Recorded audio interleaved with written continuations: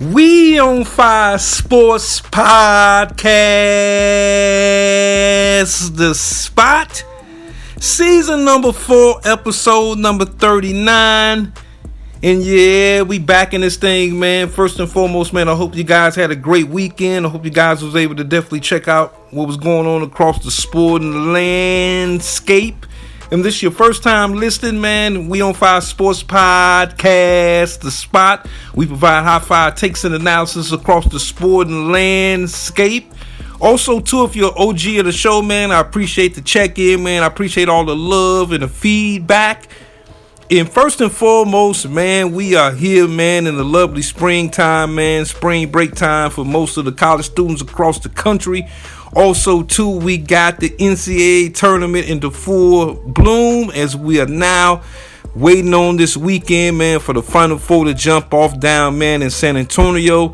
So, first and foremost, man, congratulations to all the teams, man, to make the Final Four. You know we definitely going to get into that and break that all down as well. Also, too, man, we got some coaching news, man, Across first, I'll start in just the NBA slate. As we had Taylor Jenkins, man, get fired from the Memphis Grizzlies as the head coach of the Memphis Grizzlies, man. He was the head coach for 6 seasons down there in Memphis. A lot of people are surprised by the move. And definitely going to get into that, man, because it was something that I actually alluded to in season number 3 on We on Fire Sports Podcast, man, is that I thought that, his job potentially was in jeopardy, back then with all the situation going on with, the gun situation with John Moran and Dylan Brooks and all of that. I felt that he potentially had lost the ball club. And so I'm definitely going to get into that, man, as that came to a head, man, as Memphis has moved on from Taylor Jenkins. Also, too, man, just on the coaching front as well, man. I know we talked about the NCAA a little bit earlier, man. We had Kevin Willard, head coach of the Maryland Terrapins. The Crab Five, man, they had a nice little run in the NCAA tournament. He's going to move on, man, to agree to the job up there in Villanova. Villanova's been on a slippery slope ever since Jay Wright, finally retired. And now he's on the, broadcast, the NCAA tournament, working in the media. And so, man, shout out to him, getting that new gig, man, going up to Villanova. There was a little bit strife with that whole situation down in Maryland. And so we may touch on that just a little bit as well in this episode. Also, too, congratulations to the Buzz Williams, man. Buzz Williams, head coach of the Texas A&M Aggies, man. I know a lot of you guys, especially, my basketball heads out there, remember the great job he did at the University of Marquette University, especially when Jimmy Butler was there. He was one of the guys that helped, Jimmy, achieve his dream and get into the NBA before he moved on to Virginia Tech, then moved on to Texas A&M. He's moving on again, man, to take that job at the University of Maryland. So I'm going to get into the whole college landscape and just my thoughts across the portal as well. Also, too, can't forget about one of the biggest fish in just all college athletics, man, Coach Deion Sanders, primetime Deion Sanders. Congratulations to him getting that extension, man, out there in Colorado, man, as Colorado finally broke bread, tossed a little extra coin, man, to Deion Sanders. I thought it was well-deserved, put the program on a higher perch, so we're definitely going to get into that. But we got to get into this NCAA Final Four, man, as this is the first time that we've had all 4 number 1 seeds get to the Final Four, man, down in San Antonio. Ironically, the last time that this has happened was in 2008 as well in San Antonio. A lot of guys remember that 2008 Final Four. That was the big-time Final Four, classic championship game, man, between the University of Memphis and the University of Kansas. Mario Chalmers hitting that big-time 3-man and sending it into overtime, man, and Bill Self and Kansas ended up winning that national championship. And so here we are again, man. And I know a lot of you guys, as far as your brackets, I'm not sure if a lot of you guys' brackets are broken. Mine, I didn't predict 4 Final Four teams to get into the Final Four this year. I actually had 3. My 4th team that I had going to the Final Four was actually the University of Alabama. I actually had them knocking off Duke. And boy, was I wrong. And I'll start there, man. Duke, man, they just straight DDT the University of Alabama, which Alabama's had a great season. The job that Nate Oates has done down there, head coach of the University of Alabama, man. Obviously, they're more known as a football school, but not since Nate Oates has arrived on campus, man. This is a basketball power, man, the program.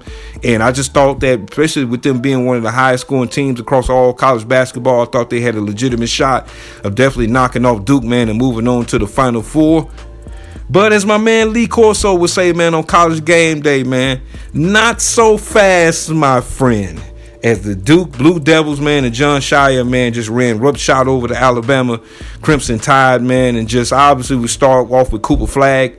I didn't think that he had, the game that he had, in the regional semifinal. But, he just played good basketball, smart basketball, man, and just the others. Just the big time others, man, for Duke, man, just coming in, man, just doing a great job with their team. And just they're well balanced, man, whether it's Proctor, whether it's my big man 7'2" down there in the paint, man, just being just a force down there. And just defensively. This is one of the better Duke defensive teams, man, I've been seeing in a long time at Duke. Jon Scheyer, coming in, man, he had some big time shoes to fill, obviously replacing Coach K. Chi-Town native Jon Scheyer, man, he was an outstanding high school player, man, in the state of Illinois, moved on to Duke after being an All-American, and he's on the verge, man, of being one of the first guys to win a national championship as a player at his university that he went to, and also, too, as head coach. And so Duke, they looking real good, man, and a lot of safe money, man, is on Duke right now. They had that big time win, man, winning, by a dub 85-65 over the University of Alabama, and so they move on into the Final Four down, man, in San Antonio. As I mentioned, man, this team is just big. They have sneaky athleticism. It's not one of the most athletic teams per se at Duke, but Cooper Flagg, man, and there's been a lot of talk, should Cooper Flagg be on Mount Rushmore or Duke players of all time? And so I'm going to get into that a little bit, man, before I take a glance at the other teams representing the Final Four. And, I've been hearing a little talk about that. And just the job that Cooper Flagg has done so far this season, probably coming up in the next couple of days, is probably going to win National Player of the Year. Well deserving. There's obviously a lot of, good candidates out there. Can't forget about my man Broom down there, man, at Auburn, which I'll get into a little bit in a second here. But yeah, Cooper Flagg, I don't believe that he should be on Mount Rushmore, say if he wins a national championship. And it's not a knock on Cooper Flagg. It's just, man, we talking about Duke. I mean, this is the same Duke that had, Bobby Hurley, man, could easily be on Mount Rushmore. Obviously, you got Grant Hill on Mount Rushmore, man, winning 2 national championships at Duke. We all know, man, about Kristen Laettner, especially if you're a super OG. My youngest, man, definitely do your research on YouTube. Kristen Laettner went to 3 Final Fours, man. 2 epic big-time shots on the tournament run, man. A lot of people forget, about that shot, man. And I never forget watching this game, man, in 1990 in the regional final against the University of Connecticut. And Jim Calhoun, just, kind of kicking the gears up with the University of Connecticut at the time. Him hitting a big-time, runner in the lane, man, to send Duke to a Final Four in 1990. And as I mentioned, obviously a lot of people, especially my OGs, remember that big-time shot he hit against the University of Kentucky in 92. And definitely at the Philadelphia Spectrum, old school Philadelphia Spectrum. That was one of the best college games I've ever seen in my life, man. That was an epic classic. Rick Pitino had just got at the University of Kentucky. They had just came out of probation. And so hard to take, Kristen Laettner off that list. Also, too, man, just the various amount of talent. I think, like I said, I'm not sure, if I put him on Mount Rushmore, but, that could be argued, though. But it's just the thing about Duke, man. They've had so many great basketball players, man, that come through there, man. Can't forget about, Zion Williamson, obviously, a couple years ago, down there at Duke. The great job he did as a freshman as well, but they fell up short not being able to get to the Final Four. So I'm going to say, man, I don't think he may make, just the Mount Rushmore for Duke University. But it still could be written, man. He can definitely change my mind in these performances coming up in the Final Four, man, this weekend. And also, too, man, another team making the Final Four, man, can't forget about the Houston Cougars, man. Just the job that Kevin Sampson has done down there at the University of Houston. And I'll go ahead and be totally transparent with you guys, man. I picked the Houston Cougars to win the national championship this year. This is, to me, probably the best defensive team in the entire tournament. They had a great, outstanding season, man, in the Big 12 this year, man, winning the Big 12 championship. I thought that the Big 12 was the second best conference in all of college basketball. Kate, make note of just what the SEC done this year, getting 14 teams into the NCAA tournament. But, I just think that Houston, man, they were a team, and, big time, and big shout out to them, man. They had a scare against Purdue. But they showed what time it was against Tennessee, knocking Tennessee off, man, 69-50, and just, the job that Kevin Sampson has done just down at the University of Houston and defensively, just what they did to Tennessee, which Tennessee was a good team. Rick Barnes, he's done an outstanding job, man, down there in Knoxville. And so I just think that they knocked off a formidable SEC foe, and they will match up against Duke, man, coming up this Saturday. They got the second game coming up at 8 p.m. or 8:45 start, man, on CBS, of course. Can't wait for that one, man. That's going to be a heavyweight championship fight, to say the least. And then on the other side, man, we got a SEC matchup. Definitely this is a big-time matchup, whether we talking about football or basketball, man. But shout out, man, to Auburn, man. Auburn, Bruce Pearl, and just a great job he's done down there, man. And Broome, I think he's easily, player of the year candidate. An outstanding job they done with this guy, man. This was a guy that wasn't heavily recruited coming out of high school, just made his men's, man, and just, got it out the mud, man, and turned himself into a real-time, big-time college basketball player. Definitely we'll see him in the NBA, man, at some point. But, it's a situation with Auburn, man, is that they had a nice little, showdown with Michigan State. And Tom Izzo, man, is one of the OGs of college basketball. Led Michigan State to the national championship back in the year 2000, the last Big Ten team to win a national championship. I'm talking about 25 years. But, this is a Michigan State team that came into this year. They were kind of, not highly touted as normally Michigan State would be, but they got it out the mud all season long, man, but fell up short against Auburn, 70-64. Is Auburn mosey on into the Final Four. And then we got the team that a lot of people, man, are just feeling right about now. And if you didn't know about Florida, man, and what they did in the SEC all season long, including the SEC tournament, man, and just, man, they've been just outstanding all year long, man. Shout out, man, to Clayton Jr. I mean, this guy's shooting the cover off the ball, man, just big-time shots. They was in a game where they had to absolutely get it out the mud, earlier in the tournament, with that win they had against UConn, and then just being down, man, to Texas Tech. It's Texas Tech straight had Florida on the ropes. But Florida, man, a well-balanced team, man, a tough-nosed team, man, a team that they played a lot of close and big-time games all season long. And so they showed they mettle, man. They showed what they was all about, man, and just the outstanding job, man, the head coach down at the University of Florida down there in Gainesville has done this season with this ball club, man. We might have another opportunity, man, for them to win another national championship, their first national championship since, the Al Horford and Joakim Noah and Billy Donovan days, which I actually was in attendance at the Final Four and watched them raise the trophy, man, in the second repeat, or the second championship that they won down in Atlanta at the Final Four. So we might see that again, man. So we got the Final Four set, man. Once again, 4 teams that have the number 1 seed coming into the tournament.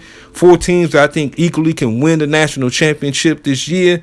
And, coming up, man, next episode, I'll probably get into more details for the 2 matchups, that will jump off, say, in this slate. And so can't wait, man. So that's my look, man, across the NCAA tournament. Also, too, man. And, shout out to my man, the late, great Tupac, man, because Tupac said it the best, man. You can't forget about the ladies, man. You got to throw something out there for the ladies. As the ladies, they're back into the Final Four as well, man. And just the job, man, that Paige Breckers has done at the University of Connecticut, man. And, she already put word out there. This is going to be her final season, man, up there in the stores at Connecticut, man. And just for UConn to get back to another Final Four, man, and just the job that Gio Armiamra has done up there in UConn, man, just says the least. We all know the landscape in college basketball has changed tremendously, man, but I definitely got to put some respect, man, on Paige Breckers, man. She's one of my, favorite college basketball players, man. I remember just seeing her, back, coming out of South Carolina, ironically, as a big time, recruit. And so, Connecticut, like I said, making another appearance, man, to the Final Four, man. So shout out, Gino and company, man, up there in stores. And on the other side, they will take on UCLA, man. The UCLA Bruins, shout out to them. This is their first time getting into the NCAA Final Four in school history. We all know about the, history about the men's program, man, but definitely want to tip my cap, man, to the Lady Bruins. Their first time getting into the NCAA Final Four, and they will take on UConn, man, and just that late slate, man, coming up this weekend as well. Also, we got an oldie but a goodie, man. But it looks like, man, they're rolling with a dynasty, man. A lot of people got to put some respect on their name, man. And that's the South Carolina Lady Gamecocks, man. And just the job that Don Staley has done down there, man, in Columbia. Just outstanding. They're looking for their third national championship in the last 4 years. They have one of the most polarizing, college players in the game today, man, and Raven Johnson. She's done an outstanding job, man, down there at the University of South Carolina. And they just churn out players and just churn out just that hard-nosed ball club that Don Staley is known for, man. And so they get back into the Final Four, as I mentioned, trying to win their third national championship in the last 4 years. Also, too, we got the Texas Longhorns, man, getting into the NCAA Final Four as well. Congratulations to them. I was a little salty, man, that destroyed, my Lady Illini, University of Illinois, man, back in the regional or second round of the ladies NCAA tournament. And I was a little salty about that, but I was impressed with what I saw from Texas from that game, and I knew they had a chance to make a deep tournament run, man, and so they get into the Final Four. And so we got them set on both sides, man, the ladies as well as the men. Final Four coming up. And so we're going to get into that definitely next episode, man, as I break down my thoughts across those matchups across the NCAA Final Four. Once again, thanks for all the love and the feedback. I appreciate your ear. We on Fire Sports Podcast, the spot.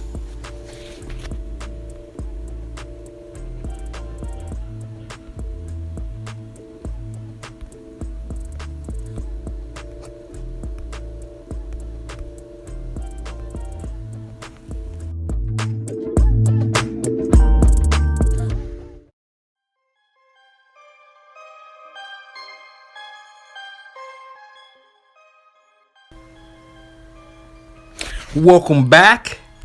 And before we switch gears, man, to the NBA, when they going through the final stretch of the NBA season, and most teams now have about 8 to 10 games left for the NBA regular season, I want to just touch on a thing, man, that was just big time news, man. First and foremost, man, congratulations to Deion Sanders, man, getting the extension down at the University of Colorado.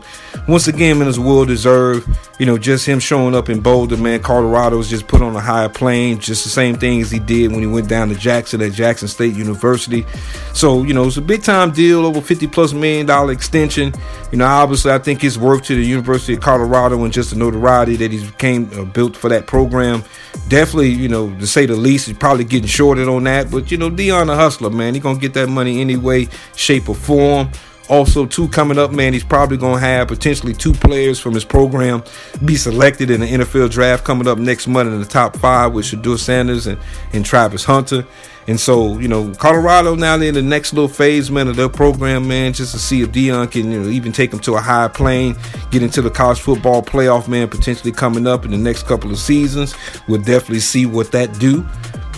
But I wanted to kick game a little bit, man, about this NCAA portal, man, and the transfer rules and just all of that, man. And just, to me, this portal thing is just crazy, man. First and foremost, man, I don't have any problem with the name, image, and likeness. I think that college athletes definitely should get a piece of the pie. Why not? I remember being in, college, during the 1990s, man, where we had a lot of athletes getting that money and the guys that I knew, just at the campus that I was on, getting that bread under the table. And so now, I think that is rightfully so. They should get a piece of that big time pie that the NCAA has to offer, especially with the name, image, and likeness. So that component of it, I'm not mad at that. But, I do think that the NCAA and the universities and so forth, man, they need to streamline the process because it's absolutely been the wild, wild west, to say the least. I mean, it's just taking the loyalty out of this whole thing, man. And I can't knock, the student athletes, because a lot of the times, man, it's just really their parents, man, and they're just advisors and agents that's directing them to make some of these moves that they're making. So I can't completely blame them, 100% just in regards of it. Obviously we live in a world where money is king, man. And so I can't knock somebody trying to get that bag. But here's my thing about the portal that I don't like. There's no way in hell, man, this portal should be open up, man, during the NCAA tournament. It's just a bad look. meaning that I think that the portal should be open at various times of the year. I think one of those times of the year is after the college basketball season is over, right after the Final Four. I think the portal should be open up. I think that thing should be open all the way until we get right into fall time of enrollment at these great colleges and universities. And that's basically it. I think at the end of the day, it's a situation where, you had a kid going to the portal, man, literally 10 minutes after the game finished. And I'm not mad with your young athletes just kind of expressing, their different options that they may have. But I do think it also, too, sets a bad precedent for, just student athletes and just young adults. Because when they go into the workforce, you're not going to get those options. And we all know out of the 1,400 players that are currently right now into the transfer portal, all of them are not making the NBA. All of them are not going to be able to play overseas. And so you're going to have to go into what's considered the real world out here. And in the real world out here, just if a boss say something that you don't like, or, you feel like you're in a situation of where, you're trying to, come up and you just, not as patient as you want to be, that's life. You got to gut that out. As they would say back in the day, got to sweat that out, fam. And so for me, I think that portal, it should not be open during the NCAA tournament, because you literally have guys at the halftime of these games and the tournament games checking their phone, man, going through the portal, trying, putting themselves into the portal while they still in the locker room with their teams that they playing with, man. So I just think that it's a bad look overall. Not mad at the whole NIL thing, though. I think not only men athletes, but, female student athletes, they should get a big bag of that coin, man. So I can't knock that at all, man. So that's just my thoughts, man, just on that front, man. I know it's been a big time controversial issue, man, across the sporting landscape, in the college sporting landscape. So definitely wanted to speak my piece on that. And so now I'm going to transition to the NBA. As I mentioned, man, there's a lot of teams going down the final stretch of the NBA season. And, I'm going to hit you guys with probably my Big Five, man, coming up. It's probably going to be my final installment of my NBA Big Five coming up, man, the next episode. But before I get into that, man, it's just something interesting that I saw, man, down in New Orleans, man, down in Orleans, as they would call it, with the New Orleans Pelicans. And they shut down C.J. McCollum as well as Zion Williamson for the rest of the season. I think the Pelicans have maybe about 9 games left to play during the regular season. And for me, man, it's just interesting, man. It's been straight up and down with Zion Williamson. He's one of the most phenomenal talents, to come out, South Carolina, seeing him at Duke, being a diaper dandy, as Dick Vitale would say. Just tremendous and big time athlete, man. And so I wish him the best. But, a lot of people have been questioning his desire to play in the NBA, man, especially for the New Orleans Pelicans. It just seemed like every other day, man, it's just a nagging injury. And those who are OG of the show, man, know I already put it out there, man, that I think that it's in the best interest for the New Orleans Pelicans, man, to move on from Zion Williamson. I just think that, for me, if the guy's not going to be available, it's already kind of a tricky fan base down there in New Orleans, man, just with the fan base of the Pelicans and so forth. And so I just think that, for me, it's time for them to move on from Zion Williamson. And I just think that, Griffin, my man Griff, man, the GM, former GM of the Cleveland Cavaliers when, LeBron and Kyrie Irving was up there in Cleveland. I just think that for Griff, man, it's time, to go ahead and put them chips into the table and see what you can get back. See what you can get back for Zion Williamson, man. And it may be in the best interest of the Pelicans, definitely, to move on. Explore some trade scenarios definitely coming up this summer. But it definitely was heartbreaking just to hear, man, that once again, man, this guy shut down. A lot of people feel that he's getting free money down there in New Orleans. Now, when he plays, he's electric when he plays. I mean, just, you ain't going to get no better, just physical specimen in the NBA.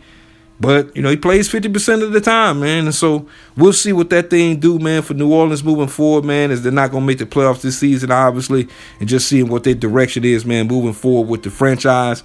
As I mentioned, I'm definitely going to hit you guys, man, with my final installment of the NBA Big Five regular season edition as we transition to the NBA playoffs. And coming up, man, I got a special treat for you guys, man. I got my NCAA Big Five. These are my Big Five NCAA Final Fours as we gear up into the Final Four this weekend.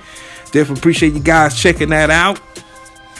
We on Fire Sports Podcast,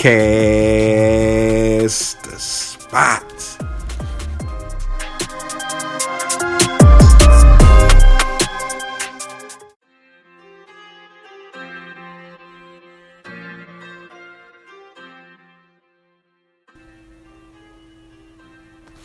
Before we get out of here, don't forget to check your boy out on YouTube. We on Fire Sports Podcast. Also, too, on Facebook at We on Fire Sports Podcast as well. Also, too, on Twitter at We on Fire Sports. And yeah, man, as I mentioned a little bit earlier, we've gotten to the Final Four, the NCAA tournament, both on the men's and women's side. And I got a big five for you, man. Obviously, my OGs know about my big fives. I got a big five, my big five NCAA Final Four edition. This is my big five NCAA Final Fours that I've either seen over the years or say Final Fours that have been just a cultural revolution as far as the sport of basketball is concerned. And so, man, I just can't wait to drop this one. And so we're going to get right into it, man, as we got number 5. Coming in at number 5, I know you guys, especially some of my OGs definitely remember this Final Four. I got the 2008 Final Four. That was the Final Four, man, where we had the Memphis Tigers and, Derrick Rose and John Calipari had an outstanding season that year. Can't forget about my man Dorsey. And can't forget about Chris Douglas Roberts as well.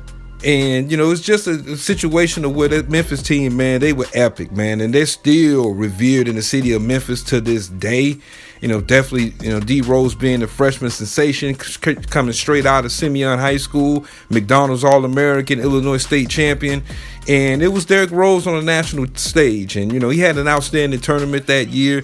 Memphis, a lot of people thought that they were good enough to win a national championship that year. But can't forget about the Kansas Jayhawks and the job that Bill Self done with that team, that year. They had another Chicago win, and my man Sharon Collins, coming off the bench at point guard for that ball club.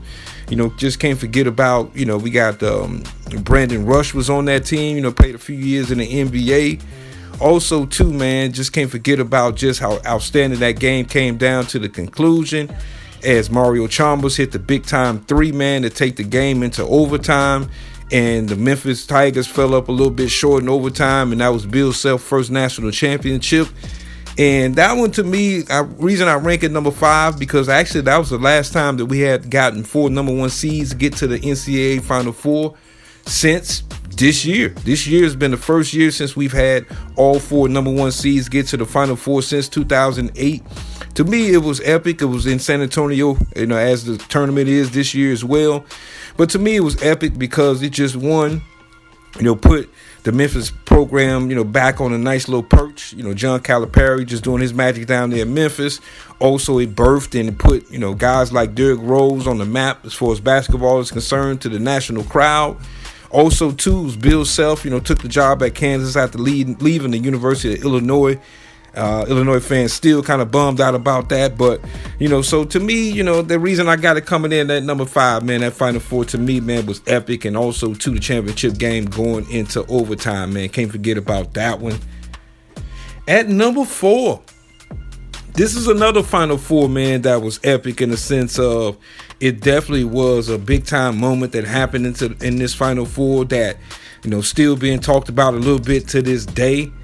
It was a information situation where a lot of people really wasn't happy with one of the teams that made it to the national championship game, because a lot of people thought they had too much sauce and was just too swagged up.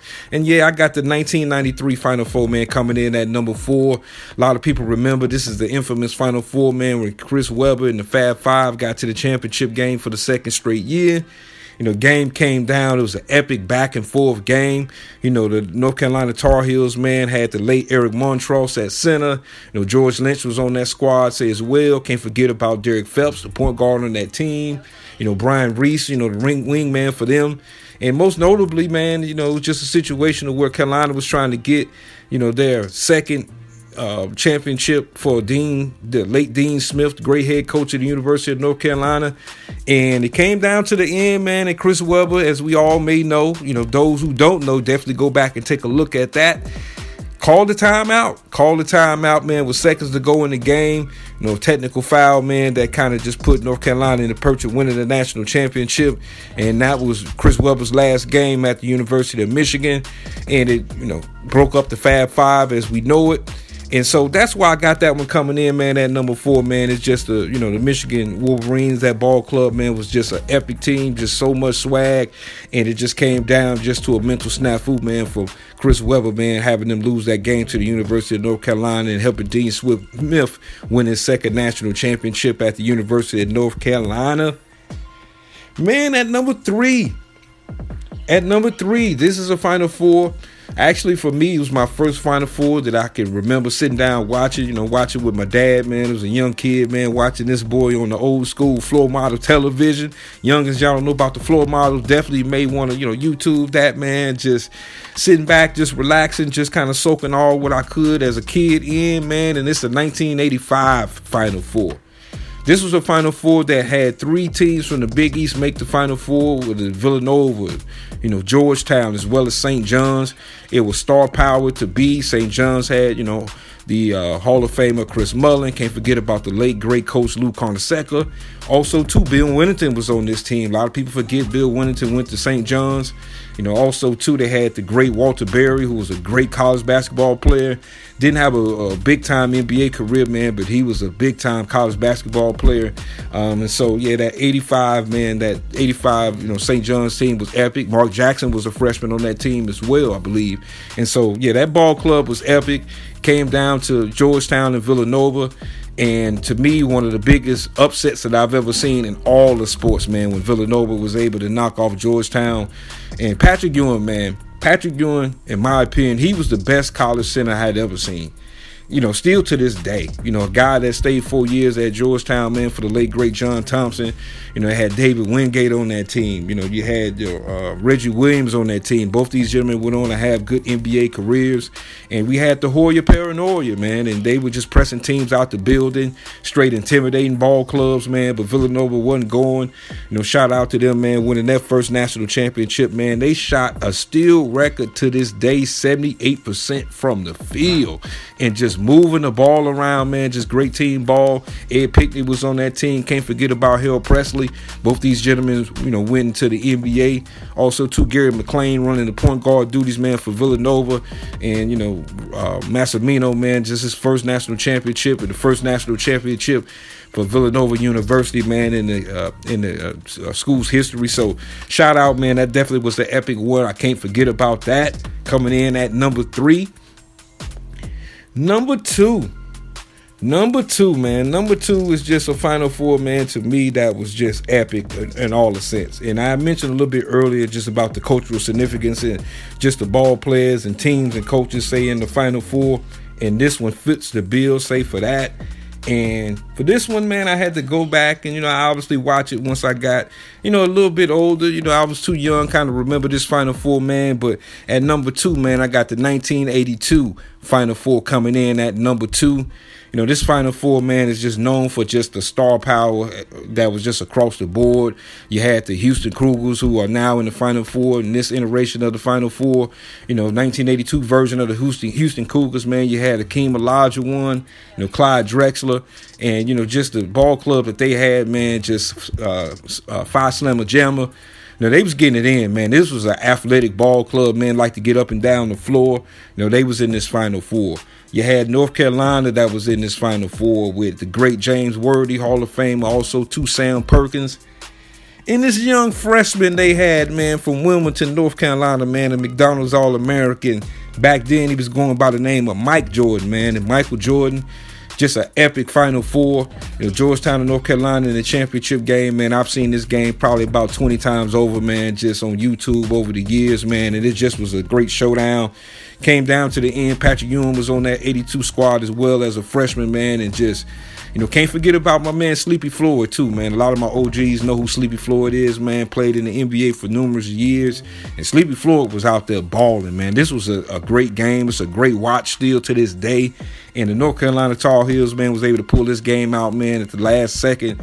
Michael Jordan hitting a baseline jumper with about 16 seconds left. And the Georgetown Warriors had an epic turnover, basically giving the ball away to James Worthy at the end of the game to seal the deal for Carolina.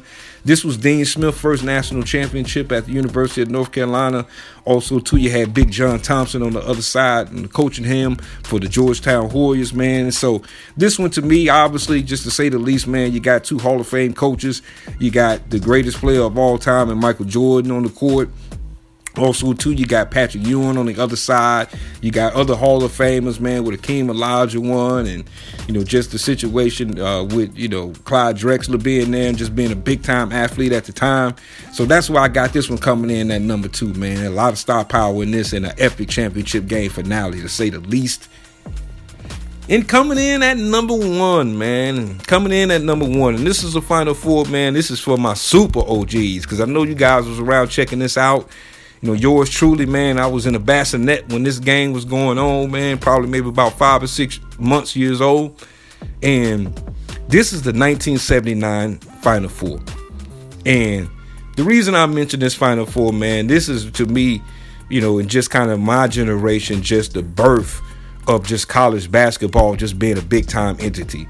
At the time in 1979, man, a lot of the NBA games, man, was on tape delay. You had a lot of NBA players, man, just dealing with various drug situations, and the league was devoid of sponsors. And this championship game, man, between the Michigan State Spartans, man, and Indiana State was epic, man. You got Larry Bird, you got Magic Johnson, man, and this is still to this day, and this is the reason why I have it at number 1.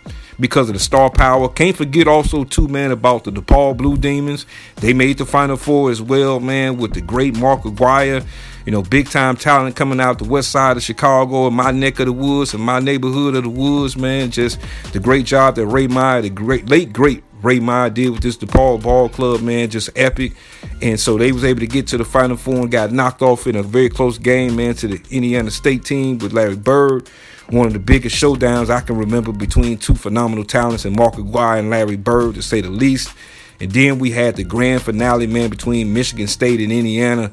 And boy, was it epic. It's still the highest televised college basketball game of all time. That's a fact. And we're talking about 47 years later, pretty much, that this game is still the highest rated college NCAA championship and Final Four game in history, and it still haven't been broken up to this point. I mean, it just rolled right into the NBA with the popularity of Magic Johnson and Larry Bird going into the league. For me, it just was a big time thing, man, just to go back and watch this game over and over, and just to see just how big of their impact was on the college game of basketball. And as I mentioned a little bit earlier, it rolled right into the NBA, man, in the beautiful 1980s, the epic matchups between the Los Angeles Lakers and the Boston Celtics. And so, yeah, man, that's my Big Five. That's my Big Five Final Four, man, as we gear up for the Final Four coming up this weekend down in San Antonio. Once again, congratulations to all the teams, as I spoke a little bit earlier, that made the Final Four this year. And first and foremost, man, I appreciate all the love and all the feedback, man. I appreciate you guys checking out the podcast, man. Once again, I hope you guys had a great weekend rolling into this week. We on Fire Sports Podcast, the spot.